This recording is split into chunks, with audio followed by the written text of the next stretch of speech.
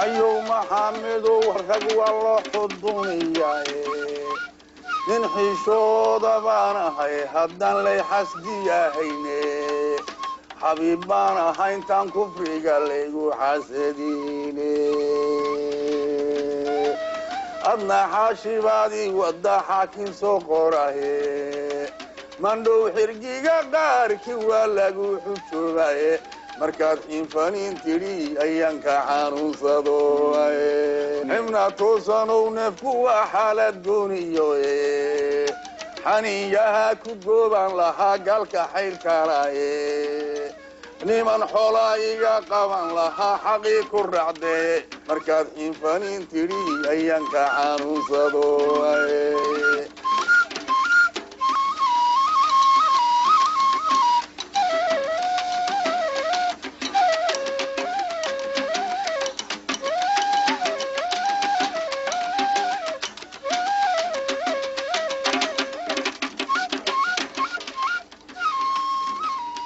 war haddii la kala digay sida deero iyo cawl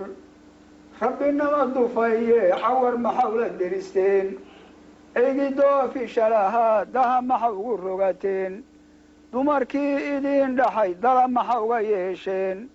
doofaarkaa qalaysaan sow kama diqootaan dulligiiyo cadaabkii maxaa keen isugu daray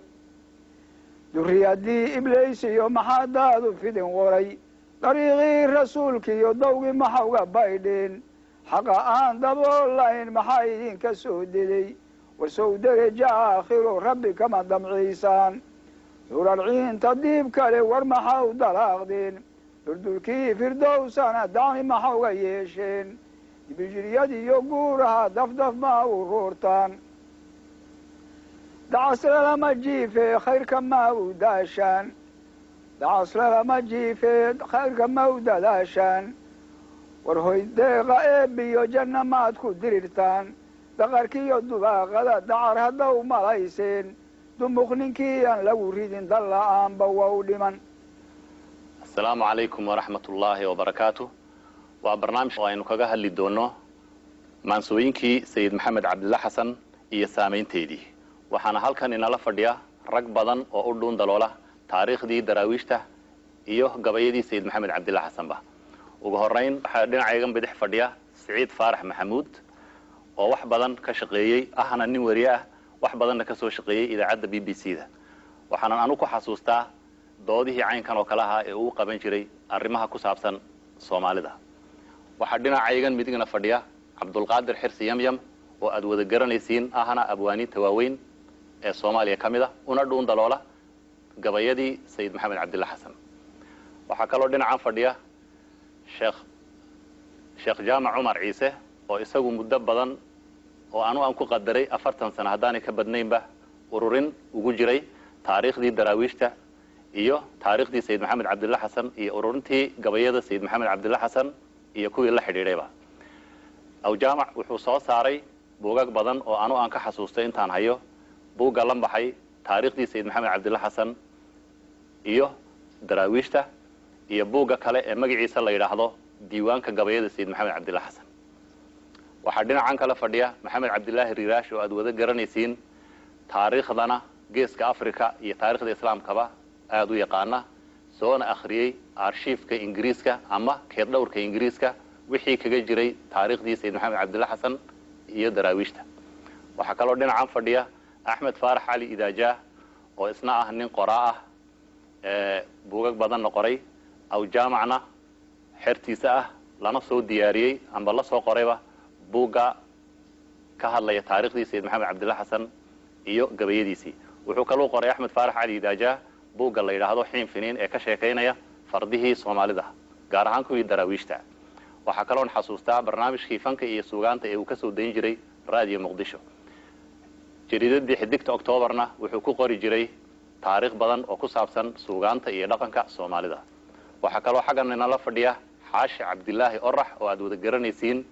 in badan fikradan barnaamijkan aan kusoo diyaarinayna isagu lahaa isla markaana ah nin gabayaa ah jecelna taariikhdii daraawiishta iyo gabayadii sayid maxamed cabdilla xasan waxaana barnaamijkan halkan sidaan horeyba usoo sheegay inala wadi doona siciid faarax maxamuud oo agteyda fadhiya oo barnaamijka aan wada wadi doono. Haya Saciid. sanid waxaan jeclaan lahaa inaan ka bilaabo dhinaca midigta waxaana aan intaaynan barnaamijka gudagelin ku bilaabi lahaa bal in aynu eegno kelmad si codka dad kale loo garto gabayadii tirada badnaa ee sayid maxamed oo badda ahaa nin waliba tixda uu ugu jecel yahay. Cabdalla adaan kaa bilaabaya. waad mahadsan tahay.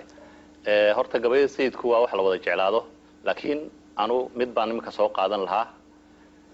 gabaygii ahaa xirsi oo cod gabay waadigii caarif ku ahaaye nin cibaaro badan lagu shubo caalima tahay aqligu kaama suulee wadaad caadila ayaa tahay. Ya salaam. Yam gabayada sayidku waa wada jacayl, ayagaa dadka jacaylka geliya in la jeclaado, ayagaa dadka ku beera. hase yeeshee gaala lagad miyaad ku dartay ama gudban magan baanu taagnahay intay gaadha noloshaydu. Rigash. wallahi siday sheegayaan horta mid la tuuro sayidku ma laha gabayadiisu, laakiin anigu waxaan ugu jeclahay gabayga xasan oo hub qaaday haddaad naga hagaagayso, haddaad hiirta waa berisan ka hagaagso halkaa uu mariyey. kolkaa waxaan dee ku jeclaadana hadhow kolkaynu gabayga akhrino ayay ka soo bixi doontaa hadda la yidhaha. Xaashi. gabayada sayidku waxaan filayaa mid ka dhaca ma jiro. waxase aniga aad iyo aad ii taabtay gabaygii dardaaran waqtigaasoo isticmaalkuna haystay markuu marayo marka hore dekaduu ku iman daawashiya been dalxiis baan hoo idinku odhan waa idin dagayaa marka xiga dalkuu idinku odhan dunyo dhaafsada marka xiga dabku inaga dhigi dumarsidiisii marka xiga dabaqaada ayuu ini dareensiin marka xiga nin ragga dardaaran doqoni yeelkii kusoo dhammaanayay aniga ayaa aad ii taabtay oo dardaarankii mala gabayadiisina kuwii ugu dambeeyey ahaa. Idaaja. anigu waqtigeeda waxaan ku darsanayaa yaman gabaygii la oran jiray gaala lagad awal maanse waataan gudbay oo guriyey waayaye waataan galbeedka u diray guga hor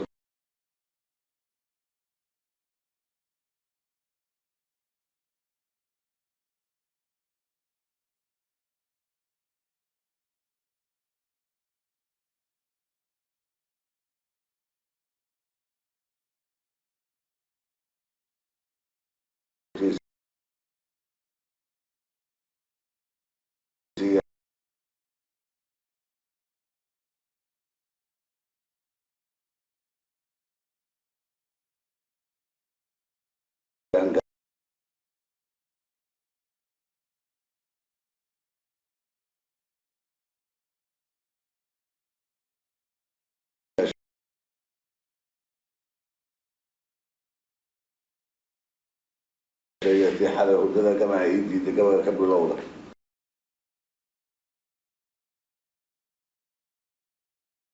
ويا ترى دراوسين حفظ داي ولا حي.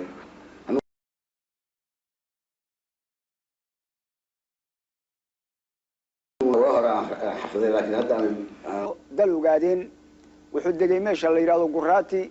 وارهير عبد الله دحديسا أما ماركتي محوها هاي محمد سوير دح قراتي رولا halka ayuu xaruntii ka samaystay. rag badan baa ugu yimi, maaragtay hub badan buu helay, fardo badan buu helay, xoolo badan buu helay, si fiican baa loo dhaqaaleeyey. hase ahaatee markii horeeto sidii nugaalba wixii ka dhacay ayaa xoogaa yarahe meesha xoogaa qilaan ka dhacay, laba nin oo la dilay sababtood. meesha dagaal baa ka dhacay oo dagaalka la baxay maaragtay muxuu ahaayey gurdumi gondagooyana waa loo yaqaan ayaa dhacay. waa dadka dhexdiisa uu ka guuray oo meel u dhow meesha aan ka fogeyn buu degay. kolka col buu geliyey jigjiga meesha la yiraahdo. xabashida ayaa halkaa la isku arkay, xoogaa qoryaa bay ka heleen inkastoo rag badan laga laayay. qoryo adigu 50 ilaa 60 lagu qiyaasay ayuu xabashidii ka soo furtay.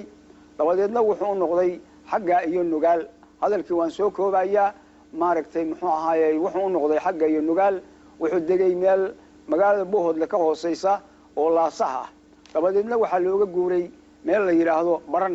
oo magaalada laascano dusheeda. halkaas ayaa dagaalkii u horeeyay ee Ingiriisku ku qaado laga soo qalqaalay. waxa dhacay sanadkaas waa 1900 kowdii bishii Janaayo waxa dhacay dagaalka la baxay Afbakayle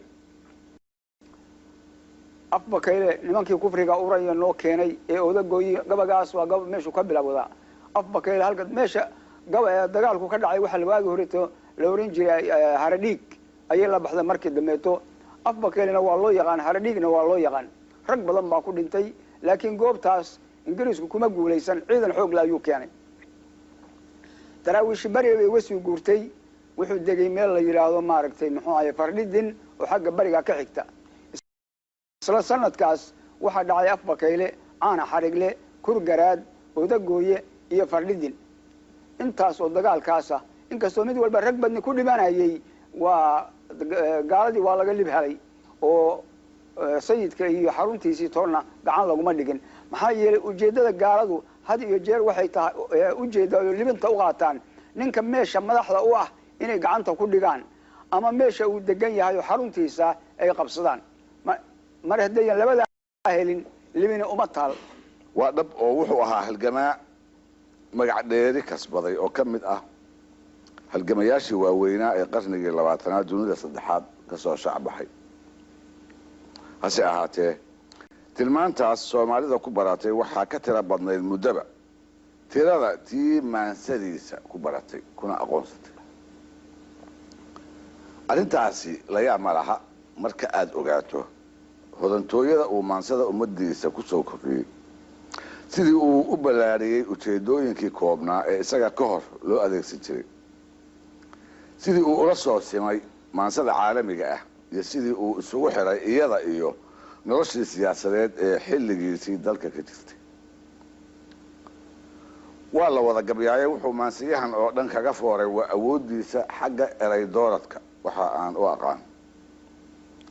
wuxuu hibo u lahaa meelis walba ereyga kolba ku habboon inuu ku hubsado meesha ku habboon isaga oo ka fogaanaya erey maansadeed mooyaane erayada kuwa catiroobay ama cidaada noqday ee dhalaar walba ay bulshadu ku isticmaasho sidaas marka uu yeelayo ma ahayn nin erayada habboon dirqi ku helaya oo tixda marinteedu uu waqti badan ka qaato haddii uu sidaas ahaan lahaana ma uu noqdeen gabayaaga weyn ee uu yahay mana heleen maamuuska ballaaran ee sokeeye iyo shisheeyaba ay ula diyaarka yihiin kolkii maansadiisa la isla soo qaadan wax qorayaal shisheeye ah ayaa ku tilmaamay aabbaha wadaniyada Soomaalida taasoo ah tilmaan run badan xambaarsan oo uu mutaysi ku helay sidoo kale aqoon-yahanada maansada Soomaalida ku xeel dheeri waxay iyaguna ugu dareen tilmaan kale iyo aqoonsi uu ku mutaysi ku helay waa tilmaanta ah aabbaha maansada Soomaalida gabayadiisa kolkaad dhex muquurta waxaad ka helaysaa murti macaan oo quluud leh tuduucyo halqabsi leh oo macnaha sare ee ay sidaan darteed aad ku qasban tahay inaad dusha ka qaybto wuxuu leeyahay gabayo iyo gaaraahro mararka qaarkood aad u dhaadheer hase ahaatee marka lagu akhrinayo amaba aad dhegaysanaysid aadan ku daalin maankaaguna aanu meelnaba uga sii jeesanayn farsamo ahaan habka curinta maansada wuxuu ku soo kordhiyay sayidku maansada saddexdayda loo yaqaan ee cid isaga kaga horeysay aanu jirin inta aan ka warhayno gabayada sayidka gabaygii laamka xuseen oo ninkii laab leh waa laan cagaar bixiyey oo laydhan oo ruxan nin Soomaaliyeed suureyntiisa gabayaayahoo suureyntiisa iyo takhayulkiisa walkaa gaadhay ma jirto waxa ku jiray waa loolimayntii bad iyo mawjadollan badu mar way caadi soo buuxsada هذه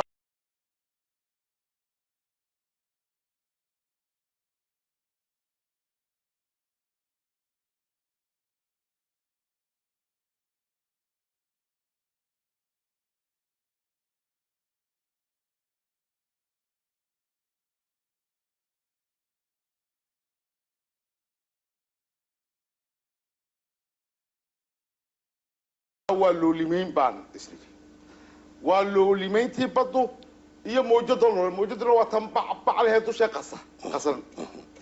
markaa ninkaasi cabqari gaalkii baan xusuusanahay Louis sidii maaragtay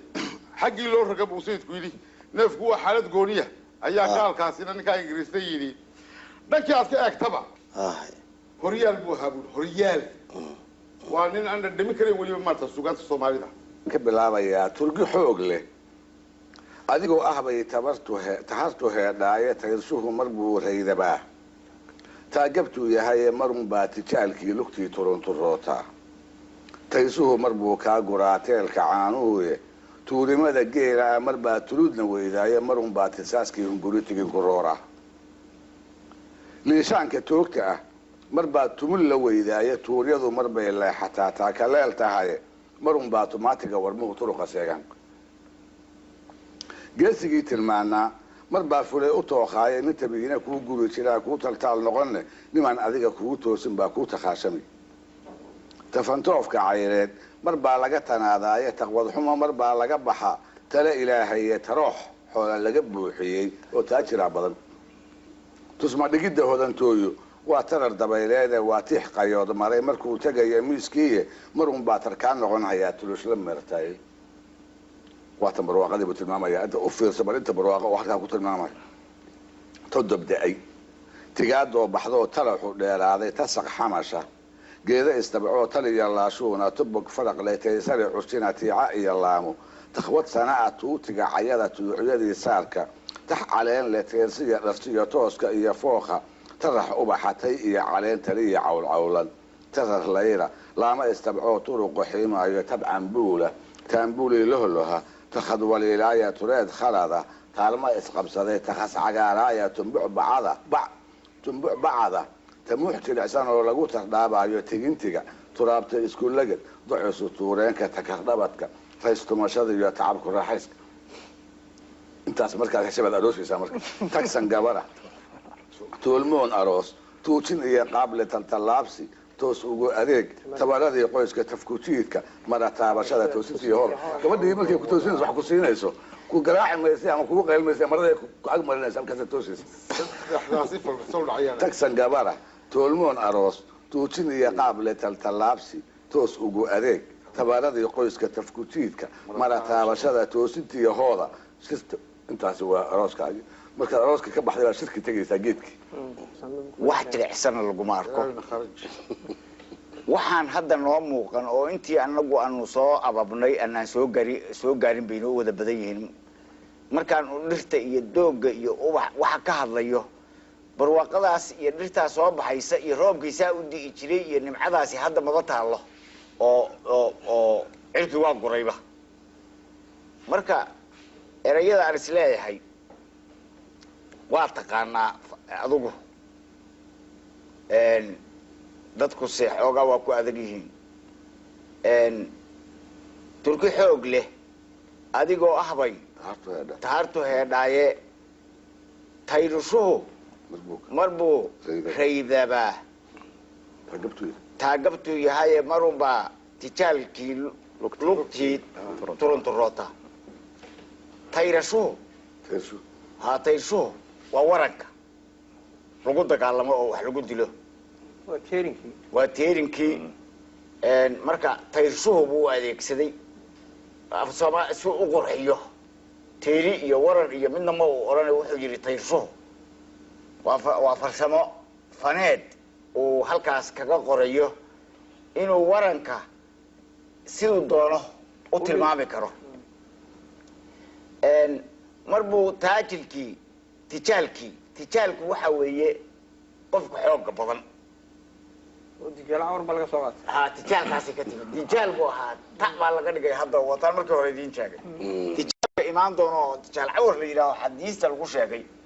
ayuu hadda inta ka tiray da'dii ayuu tac ka dhigay maxaa jira gabagaa taa ku socda waana erega asagu keligii maaha soomaalidaasiba u taqaano oo adeerkiiba aniga la oran jiray maxamed tujaal taasina waa bedel kale wey meel kale oo uu awrka u adeegsanayo xooggiisa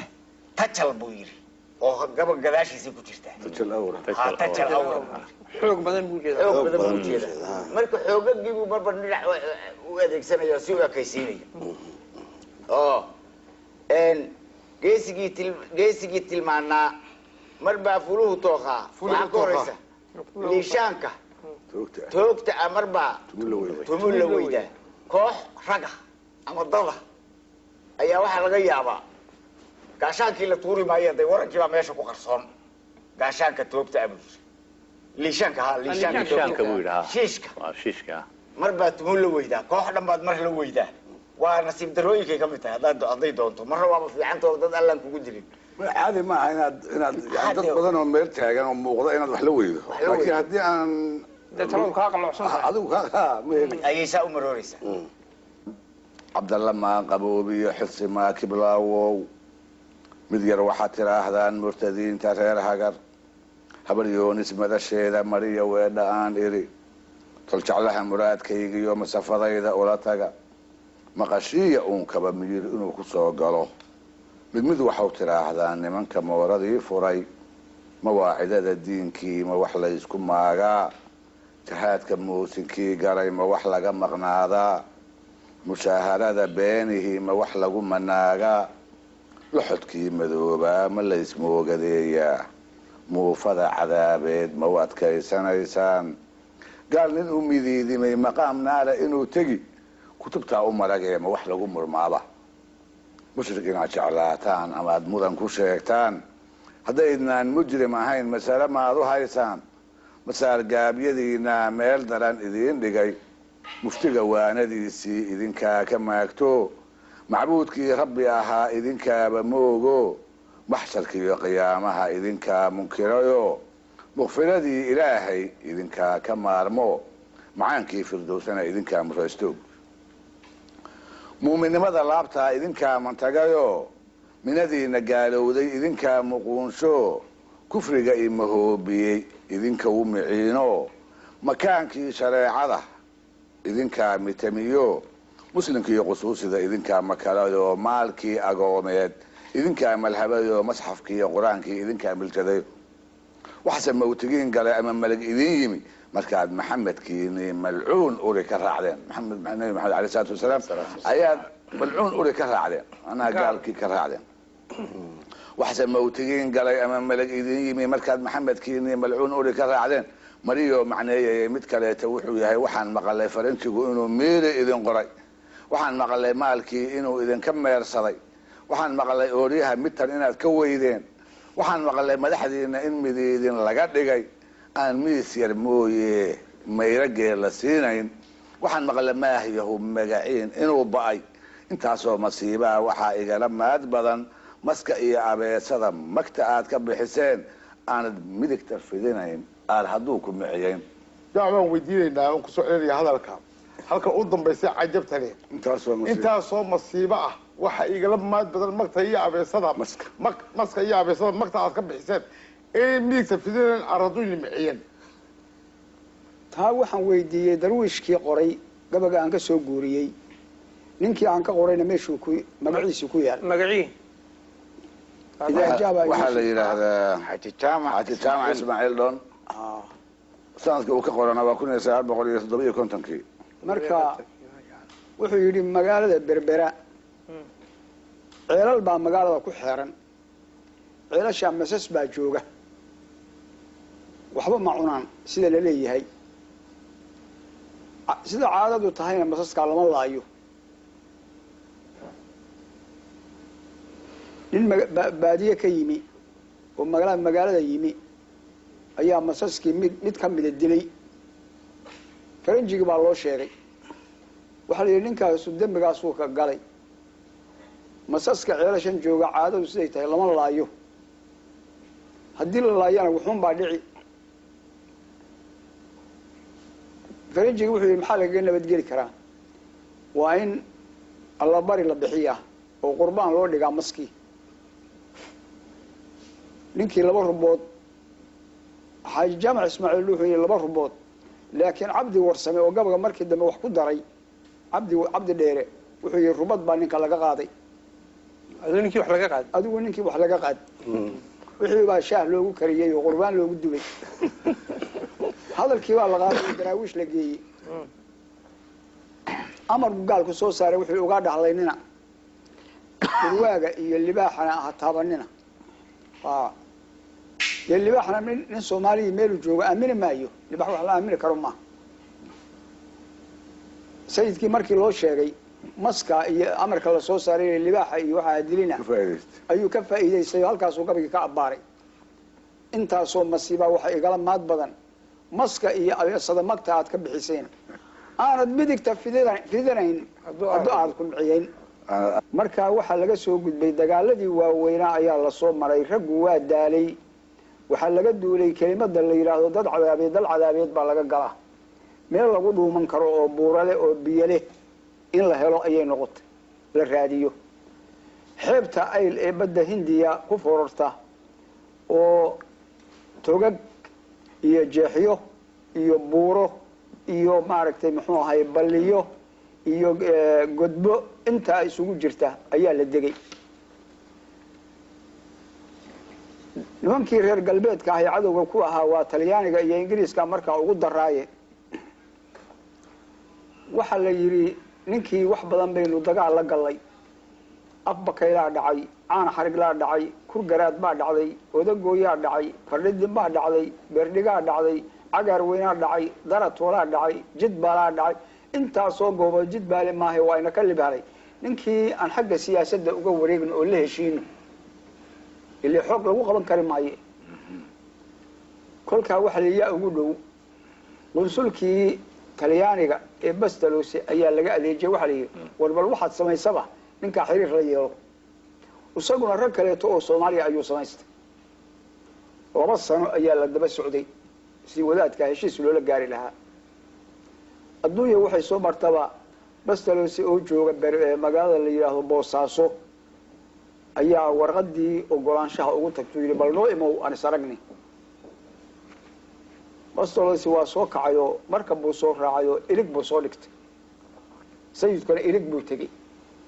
ilig 2 buurood dhexdood baa daarta laga dhisay daartu badday ku jeedaa markii hore sayidka iyo raggiisu waxay fadhiyeen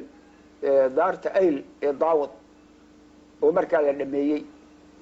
marka daartii waa ka soo wareegay oo wuxuu yimi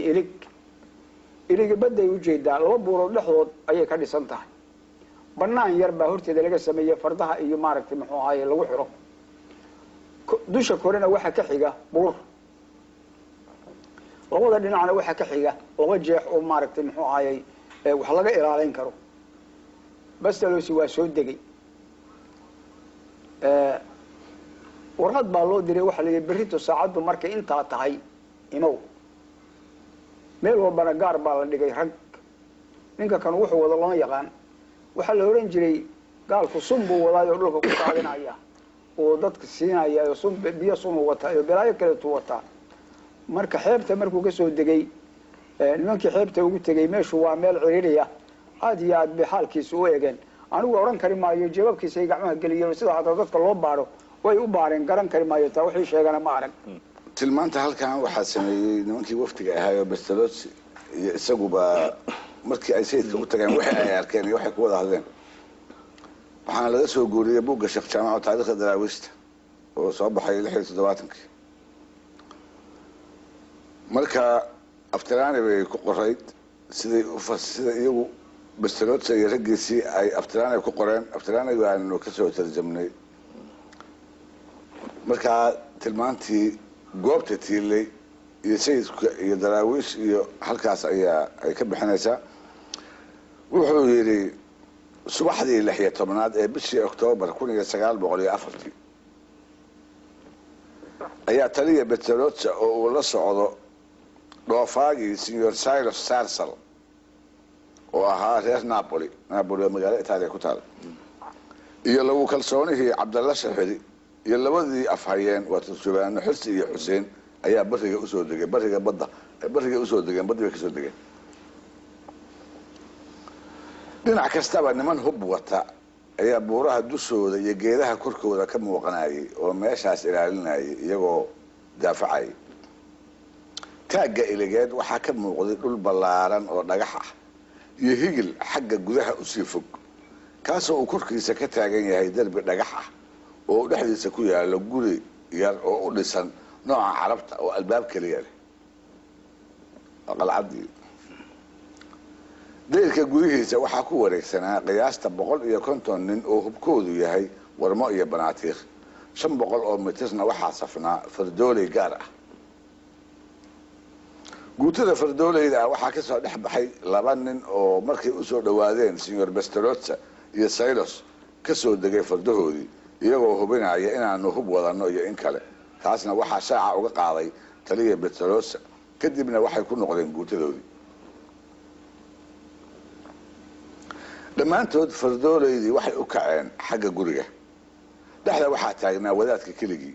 isagoo fuushan sida kuwa kale faras nooca Soomaalida ah oo midabkiisu yahay xamar ifaaye korkiisuna lagu qurxiyay kullada Soomaali suuf guduudan ah oo kaahaya oo kala nooc ah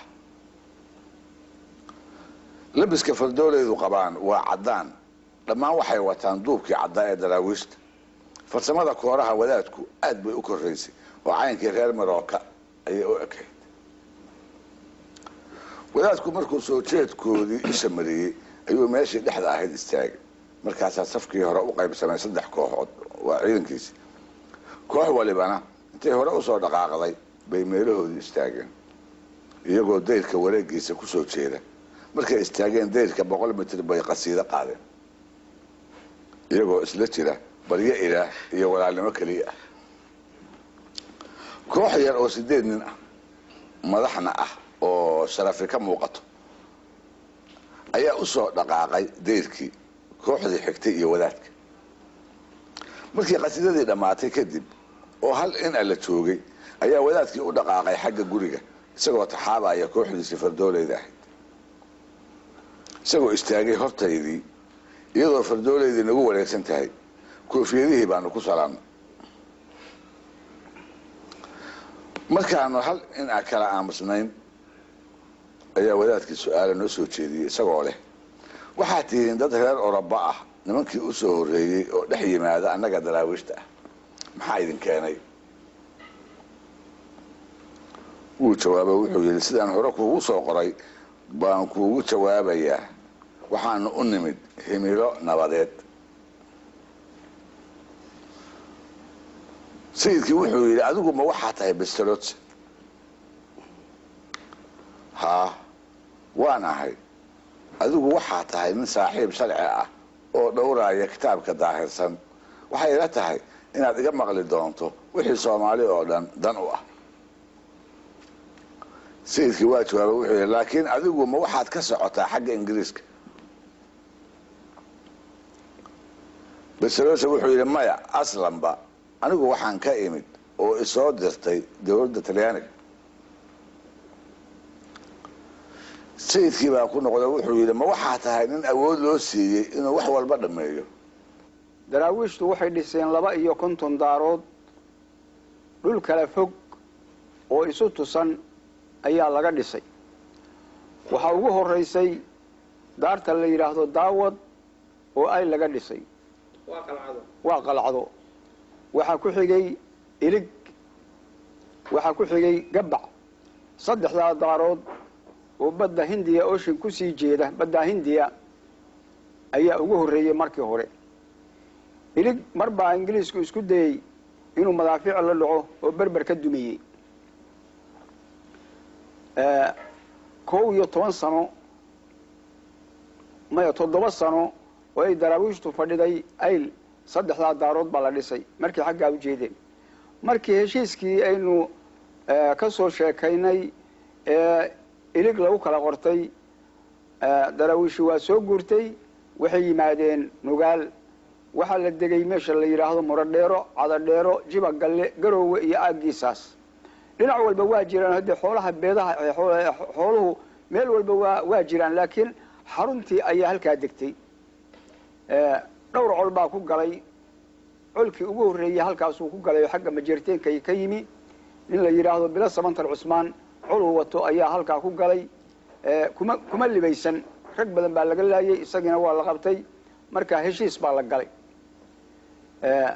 halka markii la joogay waa la tashaday waxa la yiri marka waxaynu doonaynaa inuu nugaal isku ballaarino oo meel fiican oo dhufaysa oo buura hoostooda ka degno sahan baa la diray dhowr meelood baa la ilaaliyay waxay ka wadi waayeen in meesha haddan taleex la yidhaahdo la dego waxay ugu xusheen laba arrimood oo waaweyn midi waxay tahay waa meel biyaha qani ka ah oo ceel wanaagsan oo biyo badan ayaa ku yaal meesha inkastoo nugaaliba ay iska tahay dhammaanteedba biyo midda kaleeto markii taleex la joogo dhinac walba wixii ka soo duulaya ilaa adigu maaragtay 50 mayl ama 60 mayl ayaa waxa soo socda laga arkaya oo haddii farda soo socdaan iyo haddii higil kale soo muuqdaba intii aan taleex la dhisin waxa la degay meel la yidhaahdo daarcad oo xoogaa yarahe u jirta oo buura hoostooda daarcad baa la dhisay muddo sanadaa la fadhiyey intaan halkaa markii daarcad la dhisay ayuu sayidku wuxuu yidhi weligu cabsi wuxuu ka qabay xagga bariga warsangeliga iyo majeerteenka waxaa la dhisay buraan ceelka la yidhaahdo laba daarood baa laga dhisay daar dusha saaran oo ilaalo ah iyo daar ceelka gawgiisa ka dhisan caadana waxa uu ahaa meesha daarta laga dhisayaa inay horta tahay meel ceelah inay tahay meel istiraatiiji ah oo laba daarood geli karto daar biyaha ilaalisa wixii biyaha cabaya iyo daar dusha kore ka eegta oo soo sheegta wixii maaragtay soo socda qol haddii la wacaayo lugi waa wantacow ee walhadow guradiisa waaluu ii goglayaaye ma naagtay wacanba sibraad caanaha weeta wabax looga dhargaayo koorihii washaraa iyo wareershi iyo muquus iyo maqaaniya wirwiraayo iyo sitaacu walcinaayo iyo wigilkii shaqlanaa iyo waafeerow nadigii iyo warmahaygan ka dheer iyo waaxidkayga hadlaaya inta faraska saaran fiir intaasuu wadwadaayo waraarkuu ku sitaayo arba waalan sidiisa wagwag buu u socdaayo wahsi loogama yaabe walcafaari miyaga haddii waaga la fuulo oo wanahaarka boqoole wahdi weeye qabow ee walwalayra miya waa markii kuleelka waa qabow ku siinaya farasku haddii kuleelta laydha haddaan guuro wadiidno oo waliilkii dhaxantii iyo wahabkuu celiyaaye madhaq lagu waraabiyo marna waa diirimaad meelay wiida ka fooftay haddii weerar la tooxo wagan buu ka baxaya ma wajaaf la ridaa wax hadduu qabsanayo tayuhu warwaraaye wax ku haabadka qoobka ma aar soo wahwahaa meel waraabiya qaad iyo saas la isku warfaayo ka waldaabanayaaye ma wakiilo allah waa kan dhiban le haddaan weecsho rogaalka wiriftuu rogmanayo warfisku ambanaya ma wareeradida nin weyn buu wadaraayo geesi buu waftaraaye waaleeyuu dhacsadaaye wadmayaa kurula geela weeta irmaan iyo war istiirimanayd iyo wadaal buu eryadaaye wabar xoog lamiya meel waaceen laga waayo oo dadku gaajo la wiiqmo wabxiyaa dhargayaaye ma wajiinada afartii waryahaad iyo waqiil laysku gargaariyo waxtar baan ku qabaaye weli khayr lamiya walax dunyo ka roono waalid layga abuuriyo walaal baan ka dhigtaaye ma wasiilo janna waayadaan arki waayo walbahaarka adduun iyo walwal baan u dhintaaye wadnahayga miya dilaacaha wacdigooda wanan baan u qaraayo waran qaan u jaraaye ma wadaad martiya waldhacooyinka hoos iyo waraqiisa sudeynka iyo wejigaan usubkaaye ma wiilaan dhalayba weligay kama maarmo wariirtii aqalkaygiiyo waageelku ku jiraaye ma wasiir gacalba dushu waa wanqaraaro waa walaayad qurxoon oo wasakh loogama yaabee maxariir wirqanba afartuu ku walgaaftiyo waqaafaha shullahiisa iyo waxyihiisa garaanta mashiikh weese qaba walwalaynta raqlaynta laafyuhu walqinaayo iswaraari ruuxiisa ma wale iskibrayba afku waa warar jeexan oo biro la isku wakaabaa waram loogu ridaayo walaa xawli miya aragu wax ku dhowro wariqdiisa bu'diisa iyo indhuhu ka wacsiiyo mahilac walacla shimbiraha wiriftoodii iyo walax meel ka dhaqaaqday wiriir buu ku arkaaye madamuumis wala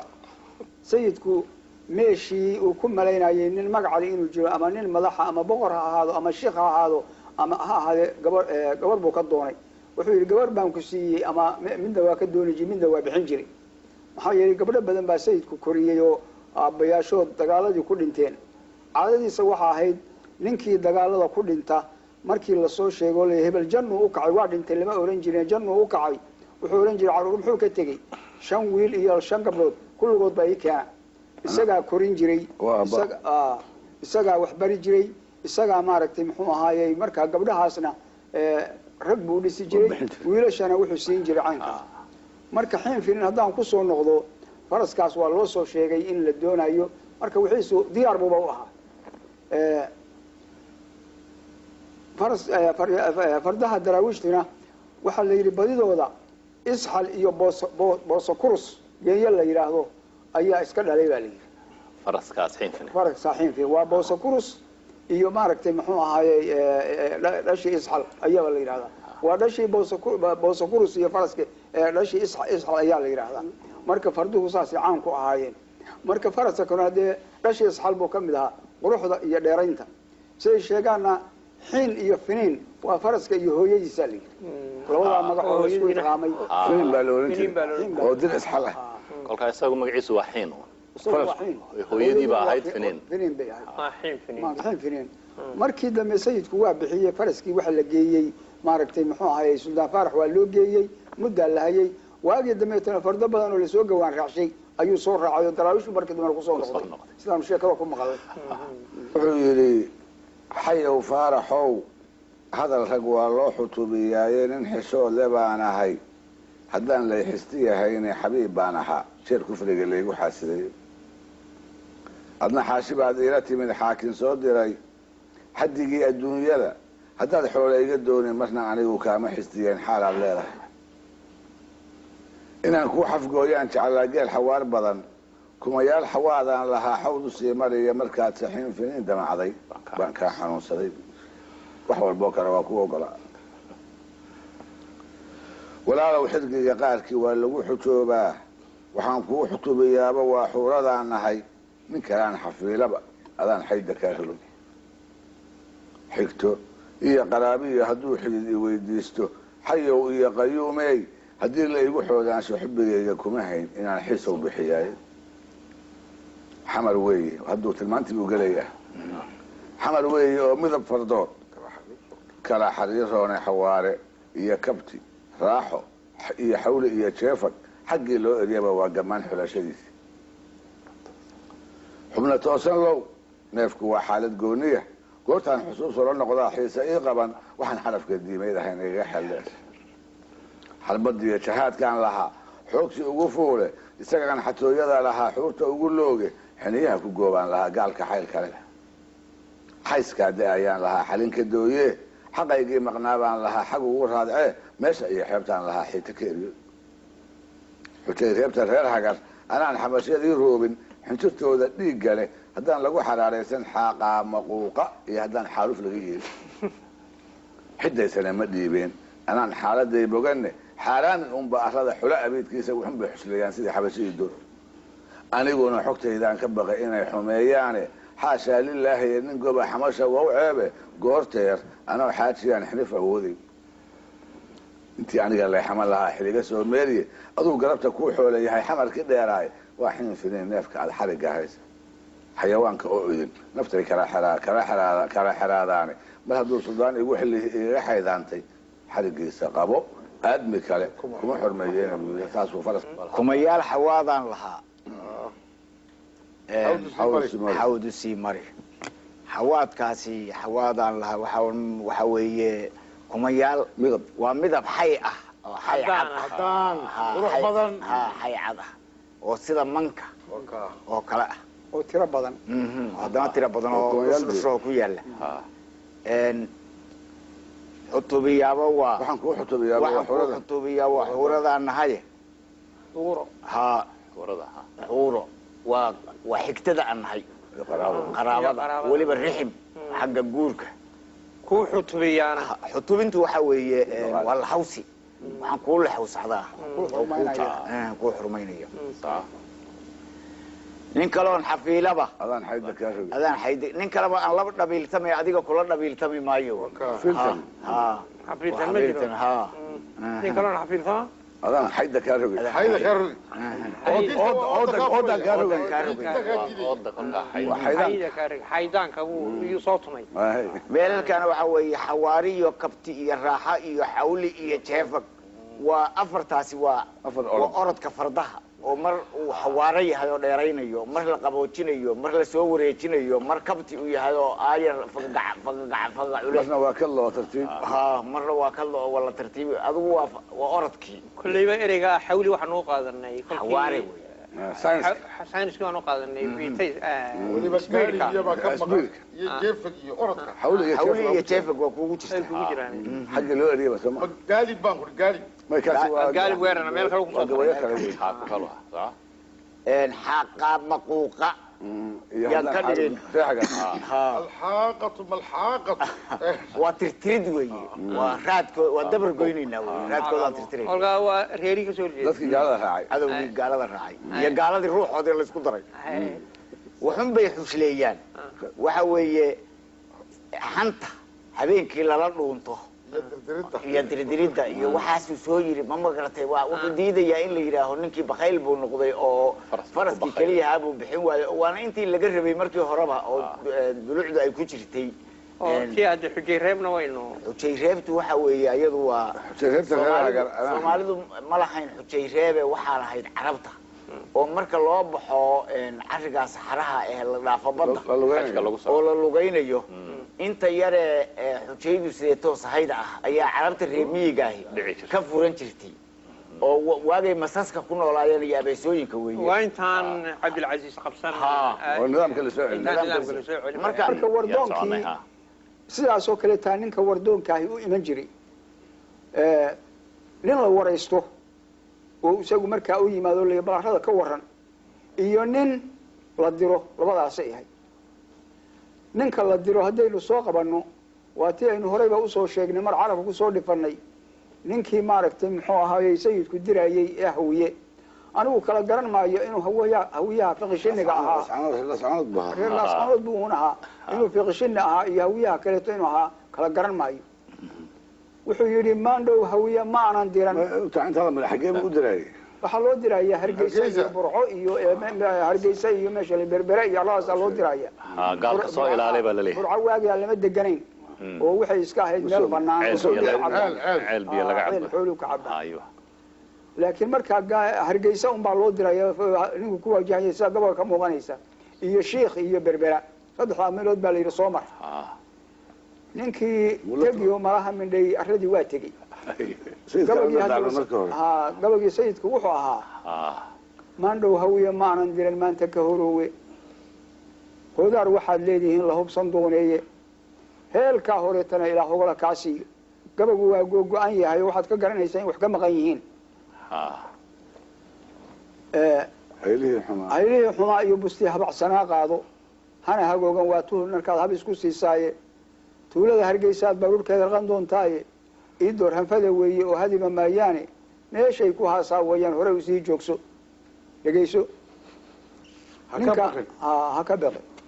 adigu ninkii markii uu Hargeysa ka tagay meelaha Berberana tagiyo ka soo bixiyo sheekh uu soo marayo meel dabagalo la yiraahdo sheekh u dhow burcaya waxa u dhaxaysa iyo sheekhan oo markaa ciidamadii gaalku keenay ayuu yimi malaha dhowr casho ayuu la joogay sayidkii waa kan u waramaya sayidii gadoodii la baray gaala qurun leeye soo guuray oo waxay degeen dabagalo leeye sayidii gadoodii la baray gaala qurun leeye soo guuray oo waxay degeen dabagalo leeye waago gudutay alaabgii la qaataane gubniyo u kala joojiyaa gegi habaas weyne go iyo wuxuu reer lahaa waanan garanayne sayidii darmaan gaaxsanaa gaari maayaane gudub bay u fulaan fardaada sayidii darmaan gaaxsanaa gaari maayaane adigu markii dambena gabaga ayuu ku waramayay gabayada waa la wada hayaayo dee ragna ka badiyaayo meelaha jiraana waa jiraano inoo soo tabin doona wixii aynu dhaafno xuseena war baan ku hayaa waxaa tiraa weeye walaalo wacdiga layna faray ila wanaag weeye waanadii astaadkeenu yidhi weelaan rabo weeye astaadkaasina kuma waa sayid maxamed saalax sayid maxamed saalax walbahaarka aakhiro inaan wax u tabcaa weeye wax sano aan dooniyo inaan wax u nacaa weeye wabiinima ma fiicne inaan warca noqdaa weeye diintan wadeecada ka dhigay inaan wallayn weeye wahsi baa naftii iga jaree inaan warfaa weeye wiilnimo wixii igaga tegay waha sideed weeye wardiga iyo shahaadada inaan weheshadaa weeye waysada salaadeed inaan waaxidsada weeye wanahaarka soon inaanan soor waana cunin weeye waxadayda maal inaanan dago waaxdayda mal waxadayda ha waxadayda maal inaanan dago waxar ku dayn weeye wixii waajib oo idil inaan wada gutaa weeye waqfigii saxaabaha inaan waafaqsada weeye waayeelka xaajada inaan ugu wacaa weeye haddii ay walaacaan inaan wari iraa weeye xaqa lagama waabtee inaan waa kan odhan weeye wacad eebbeya dhaalaan maray inaan wafayn weeye walla beena abidkay inaanan wala fadayn weeye haddii aanan waalayn inaan waabsanahay weeye walaysiyo nin weyn inaan xurmada wada simaa weeye nin isoo waciidsaday inaan wax u galaa weeye wayi iyo waxsiin inaan islaan ugu wadaa wey wadaadkii kitaabbale inaan wanu qalaa weeye wadanqihiyo dhaydaba inuu walamsadaa weeye weylaalis meel wacan inaan ugu waraa weeye ina walaban oo kale inaan wagariraa weeye waxaysii hadduu yidhi inaan walacsadaa weeye wala shaqo wixii igula jira inaan werayn weeye ina shixrigii wagarsanaa walad najaas weeye warabkii karaysaha xumaa waraq lagoo weeye waraaqduu magaalada u diray tala waa waraaqdii sayid maxamed saalax u geyn jiray waraaqduu magaalada u diray tala wahaab weeye raggii dunida waa qeylin jiray igu waliil weeye sidii wabaradii loo ajalay ohyo way weeye inuu caro wariirkeed qalbigu ii walwali weeye wad hadduusan ii iman inaan wax u lilayn weeye wasiirtii xigaalkay inaan wadar u layn weeye waa bahgeri waysaaq colaadeed inaan webi taagaa weeye ninkaan ila wasiirsiin ilaah wala fokeen weeye wacelkaas cadaabeed inuu weera yahay weeye anna inaana weligay canjeel waday cadayn weeye ninkii gaal u waasiya inaan wabadaraa weeye waramadiiyo hootada inaan kaga wabsiin weeye sidii weer wadaal helay inaan wiif ka dhiga weeye waraabaha dugaagihii inuu wabaxsadaa weeye goortuu wariijiyo inuu waada gura weeye wayaagii ka soo haray inuu haadwaywaya weeye wanaskii galbeed jiray inaan weeru xiran weeye wejigoodu gubagaas inaan colu wadayn weeye sigootiga wacdowgaa inaan wagaradayn weeye wareegada inaan qalahayo weerar ahay weeye winifiirla reer hagar inaan wagac ku siin weeye hadday soo wereeriyaan inaan wiraf ka siin weeye baqahay wajiiraan inaan walamsadaa weeye walkadaadka aan bado inay walashtamaan weeye wariskooda cayreed inuu webi tagaa weeye aniguna watiinkiiyo xamdiga inaan naqaa weeye aniguna watiinkiiyo xamdiga inaan naqaa weeye aniguna watiinkiiyo xamdiga ninkii darwiishkii gabagaa laga qoray waxaan watiinka kelimad keliyaa soo baxday inta kale saddex bay ku socdaan waa isku joogaa marka kolkaan weydiiyey waxaan haddee saddexdii waa ma dhamma oo mid labaa maqaani maxay tahay markaasuu wuxuu yidhi sayidkaa noo sheegayoo wuxuu yidhi aniguna watiinkiiyo xamdiga ina naqaa weeye 3 goor ku celiya